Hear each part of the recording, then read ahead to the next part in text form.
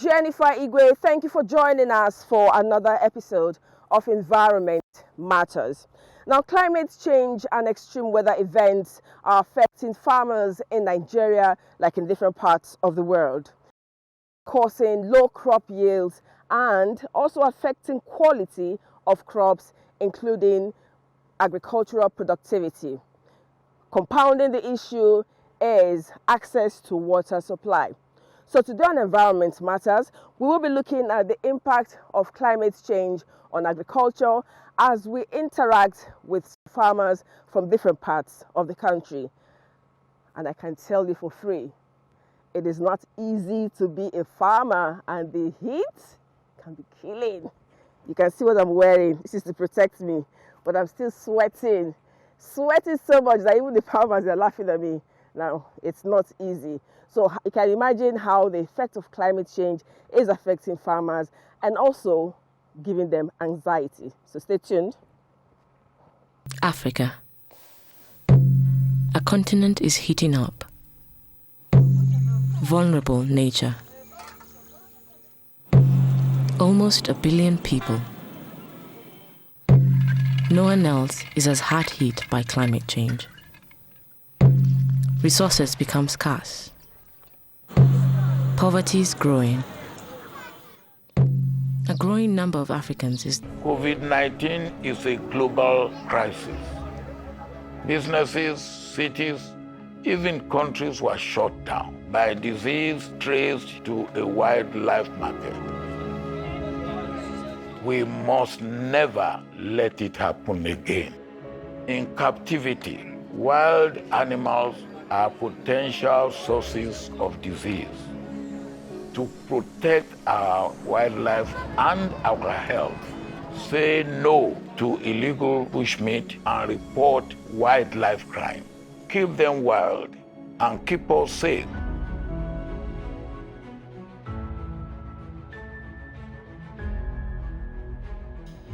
Climate change, according to experts, is significantly affecting agricultural production and has the capacity to impact food security. The harsh effects on farmers can lead to losses and increase in food prices. Some areas may also become climatically unsuitable for farming of certain crops. Changes in rainfall pattern, extreme heat and weather events are some of the impacts of climate change farmers in Nigeria are grappling with. For those in coastal communities, erosion as a result of rising sea levels has led to massive loss of agricultural land.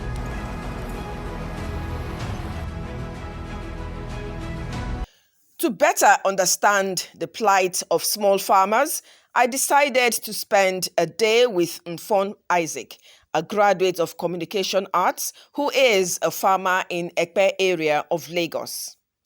For her, farming is a passion and a full-time job.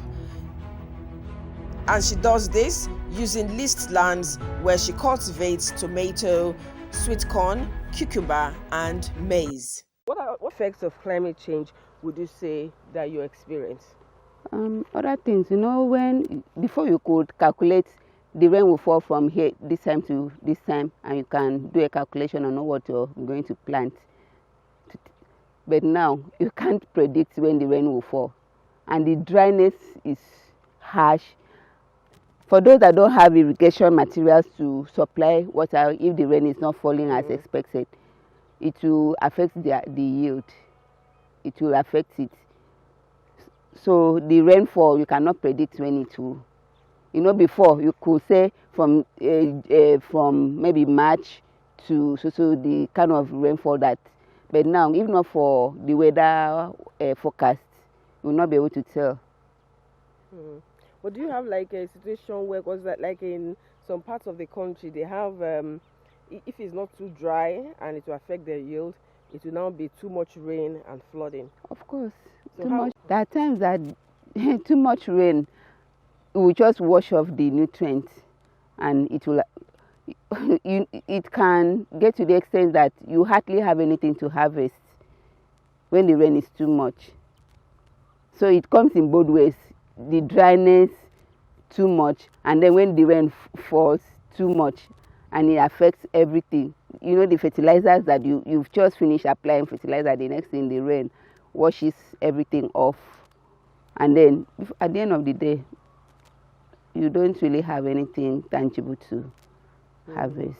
What kind of financial loss would you say you get as a result of climate change? You know, for example, maybe a portion that would have given you 500 kg. It has happened to me before, like 500 kg of sweet corn. I barely have even up to 100 kg. So that, imagine the gap. Yes. You know, the sweet corn, not too much on the sweet corn like tomatoes. The tomatoes, if the weather makes it to abort the flowers that would have turned into fruit, Okay. so they will abort it. But for sweet corn, you can still manage that. But this one, tomatoes, not, depending on the species. There's some species that is okay for this dry season, but there's some that the weather is too harsh for it. It will not grow well. Like, see, this fruit is supposed to be like ×2, if not more than ×2 of this. But look at the size now, and it's about to change color, and it's like this because of the weather. And although she still uses old farming methods like hoe and cutlass, Mfon smiles to the bank when the harvest is good. However, the frequency of good harvest is now threatened by the effects of climate change and unpredictable weather pattern. If you have to do a financial loss, how would you calculate it? Okay, so imagine that you're supposed to harvest 500 kg of sweet corn, for example, and you sell it at 500 naira, and that is 250,000 naira. And what you could get is barely 100 kg, and that 100 kg will be 50,000. That means you've lost 200,000 naira. Oh, okay. Wow. And that's for one season. As a farmer in a place like Lagos, would you say you make money from farming? I've just harvested over 500 bags. Imagine from 200. If I would have maybe given up hope yeah. that this farming is not working. So, but this other one has paid off for the one I lost. It's like that. It really, and like in a year, how many times do you harvest? You can do up to four harvests. So like in a year, you can for something like sweet corn, it takes 3 months, 2.5 months. Maybe you just give the remaining 2 weeks for you to prepare the place again for another planting. So if that was your planting in the same spot, you can do 3 times 4 is 12 months, right? You can do 4 planting. So like in a year, you can make over 1 million. Of course, far more than that. Far more than that. Okay. Is there extra land somewhere here? Do you have a lot of young people interested in agriculture and farming here? That is one of the challenges that we have with farm hands. You know, it's kind of a tedious work. So many people, they just want the easy way out.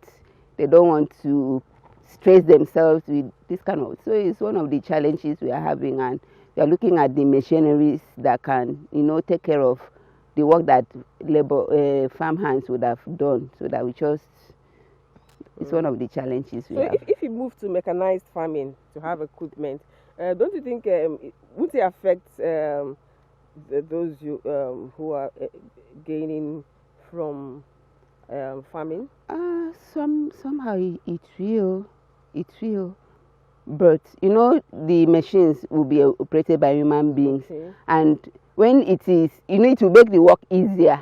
So when the work is easier, it will be more interesting. So those that didn't want to do it would have, wanted to do it, because they're operating machines, not that they are using their energy, their hands. For a healthy nation, food is necessary, and farmers, whether small or big, play crucial roles. And their job is not for people who cannot weather the storm of global warming. There are benefits, however, for those who are resilient. After how many rows? I'm tired. So I told her I'm tired. Then she now said, we're picking for you. I said, I'm not tired. I will manage. Since she's speaking for me, I will endure. All this for me.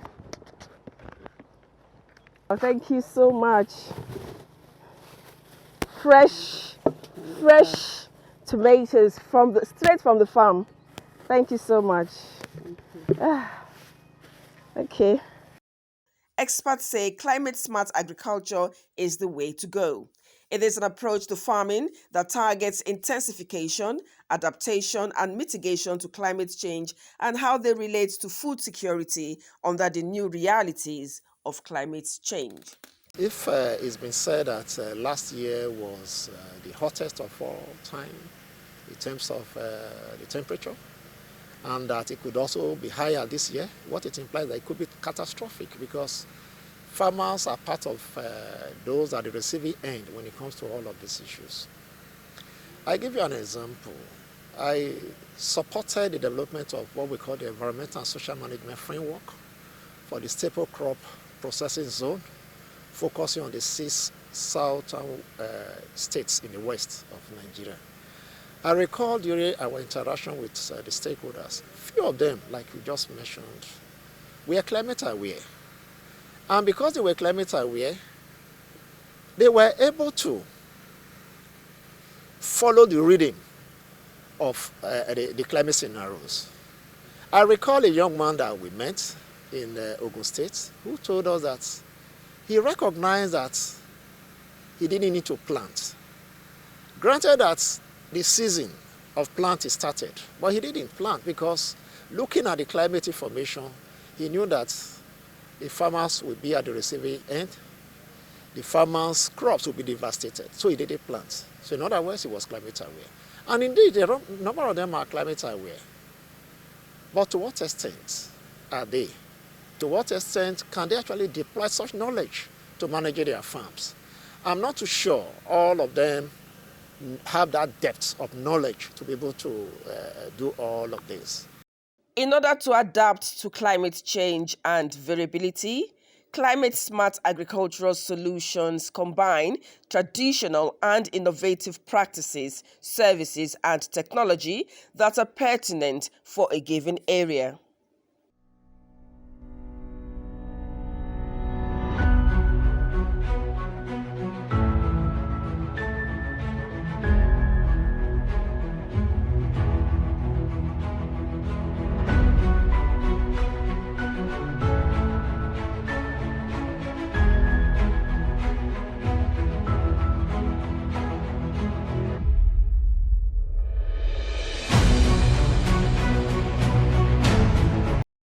So to talk more on agriculture and the impact of climate change on farming, from Lagos we will be going to Maiduguri, where Zainab Adams will be interacting with some farmers and sharing their challenges and how the impact of climate change is hitting them and their problem with water supply.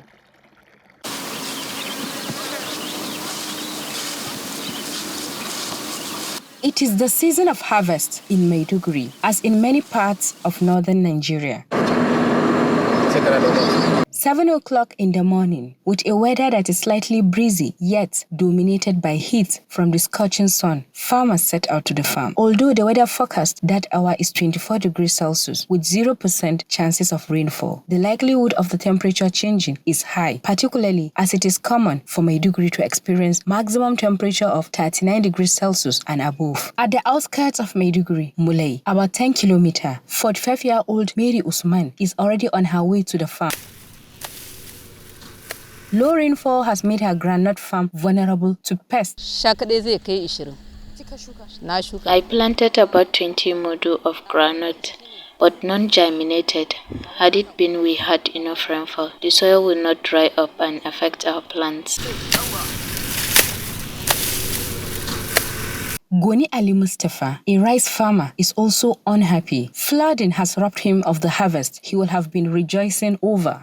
I don't know, it is a waterway, so I planted there and now the rain has washed away everything for me. I asked Mary, Goni, and others like them who have been farmers for about 10 years now what they know about climate change and what they think could be the cause of the low rainfall. I don't know the cause. From their response, it's obvious they have no clue what climate change is. They are oblivious of the fact that they could be experiencing negative impacts of climate change, which includes increasing temperatures, weather variability, invasive pests, and more frequent extreme weather events. Local farmers in Maiduguri may not know about climate change and the science involved. However, from experience, they know something is happening that is reducing crop yields and the nutritional quality of major cereals, among other factors. We have a lot of problems this year. Last year, the rain don't fall, and this year's rain don't. You never reach time the this one done and rice like this year na rice no day all. The soil is not suitable for plants. This is why we are moving. It is the absence of rain that caused a particular pest to spoil my groundnuts, and I couldn't afford to buy a pesticide to prevent them from infesting my farm because I have 7 children and 2 wives to fend for. The farmers are also not aware that the way they manage their waste can even in a small way contribute to global warming. Beans we dey live for the farm, we no go pack, and groundnuts we dey pack. Some people they buy. At times, I buried my waste or asked my children to trash it at a bridge. The immediate adaptation measures are for farmers to source for varieties of crops that can yield or withstand or adapt to lesser rainfall duration and lesser rainfall amounts. People have to do research and produce such type of crops for people to adopt it. And the other thing is they should also monitor the duration and the time of the rainy seasons. Sometimes people plant earlier than the coming of the rain, leading to some of their seeds being rendered useless. Some are being removed by birds and other things. Sometimes they plant it in the first rain or second rain, and then there is transition for about 3-4 weeks, and those will be a wastage. And sometimes they come and plant it lately, and when the crops are just about yielding, the rain will cut off. So farmers should be so vigilant about time and then duration. When does the rain start falling? When does it go off? And how long does it stay? And then knowing that will give them time to approach, time to go to the farm so that they can get maximum of the rain and get better yield. With all the awareness on climate change in Nigeria, how come farmers like Mary, Goni, and many others are still in the dark about it? Especially as education can go a long way in guiding them. It can also ensure their efforts are not fruitless, thereby affecting their means of livelihood and food supply. We are witnessing increased desertification, erosion, and pollution in the country, the impacts of which are too severe to ignore. These glaring climate signals indicate that we do not have the luxury of time when it comes to the impact of climate change. Actually, it depends on the location and the nature of the environment within which the farmer is participating. That's why I say when it is close to river, you will know that there are areas where this flood has happened and is happening. But if it is around Fadama, naturally, the heavy rainfall will not sink down easily, and therefore drainage is going to be poor. So you will understand that there is an area where the lower land will allow water to flow easily. So by looking at it, you will understand that this one, if there is a heavy rainfall, it will have some kind of waterways that can be damaged to your crop. They can do what we call mulching, placing some leaves, plants, and so on in the waterway to reduce the flood. And then the other aspect is to make sure that the farmer do what we call terracing, depending on the level of the soil itself, whether it is a lowland or from hilly side or so on. The management goes alongside with the location and the type of crop you are planting. During my interactions with the farmers, their source of water caught my attention. They use discolored and stagnant water that gathers when it rains for farming as well as drinking. The boreholes they will have used are far away from them. The water, if it's going to be drinkable, should be treated. And you know, drinking water needs to be very clean. And I can show you the example. This is one of your samples. You can see how muddy it is. This is another one, sample B, sample A, very muddy and greenish. It can cause like health burden, economic burden, and it has effect on individual. It has effect on families and community. So when we come to individual, you can be exposed to waterborne disease when you take contaminated water. Waterborne disease like typhoid, cholera, and abdominal cramp. So sometimes there are gastrointestinal problems such as vomiting, diarrhea, and also stomach cramp, which is as a result of taking these dirty waters. And aside from that, it can cause educational disruption because sometimes it's mostly prevalent in children, so it can prevent them from going to school. A crucial concern, however, for the farmers is that the water will soon dry up, making access to water supply difficult, except if more boreholes are constructed and closer to their farmlands. Climatic and environmental awareness will be a plus to citizens as well as these farmers in making informed decisions on healthy living, safe farming, boost their harvest and prevent food scarcity, while looking forward towards more support on climate-smart agriculture. We can make understand farmers, and I know that farming is not easy. I also like the concept of the greenhouse, although like she said, this one here right now is undergoing renovation. So maybe next time when we come, we'll see the bell pepper that she cultivates there.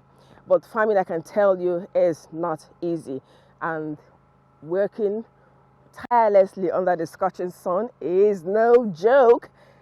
If this was my farm, I'll be coming every day with a swimsuit, and when it gets too hot, I'll change into it and jump into the reservoir, take a swim, then continue. So thank you so much for all you're doing for us to ensure that we have food. And with the effects of climate change affecting farmers, it is important for us to have strategies, and you've also talked about it, that will help address all the challenges. So until next week, when another episode of Environment Matters comes your way, I am Jennifer Igwe. Climate change is real and affecting all sectors, and it is important for us to address the challenges faced by farmers, because food security, we all know, is key. So until next week, I am Jennifer Igwe, and before I'm sure I'm saying bye-bye to the viewers. Bye. Okay, stay green and think green.